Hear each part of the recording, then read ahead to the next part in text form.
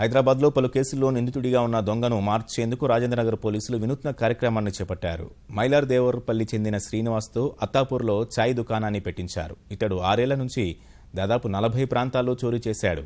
15 సార్లు జైలుకెళ్లొచ్చాడు. నిందితుడిపై 14 కేసులున్నా అతడి కుటుంబం విజ్ఞప్తి మేరకు ఈ అవకాశం ఇచ్చామని పోలీసులు అడించారు.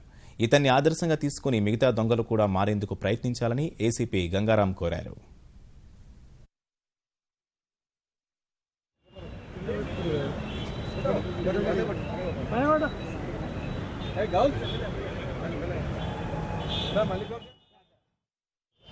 బయటకు వచ్చిన తర్వాత భార్య వాళ్ళ కూతురుతో వాళ్ళు వచ్చేసి, సార్ నేను ఈ నేర జీవితం మానేసి నేను ఏమన్నా వ్యాపారం చేసుకుంటా సార్, చిన్న పని చేసుకుంటా, దానికి ఏమన్నా మీ సహకారం కావాలంటే తక్కువ బడ్జెట్తో రెగ్యులర్గా ఏమైనా ఇన్కమ్ జనరేట్ అయ్యేదో ఒక టీ పాయింట్ అని ఐడెంటిఫై చేసి ప్లేస్ లొకేట్ చేసుకొని భార్యతో పాటు ప్రామిస్ చేసిండు.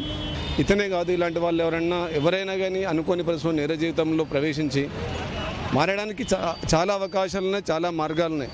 కాబట్టి శ్రీనును ఆదర్శంగా తీసుకొని మిగతా వాళ్ళు మారితే కూడా వాళ్ళని కూడా మేము ప్రోత్సహిస్తాం.